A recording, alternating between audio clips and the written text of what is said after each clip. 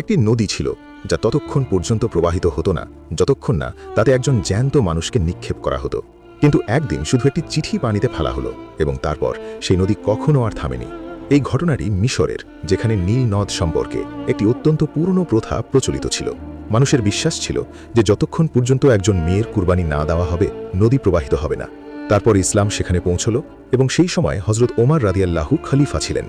মিশরের গভর্নর আমর ইবনুল আস রাদিয়াল্লাহু এই বিষয়টি তাকে লিখে পাঠালেন। তিনি বললেন, যদি এই প্রথা বন্ধ করে দেওয়া হয় তবে নদী শুকিয়ে যাবে।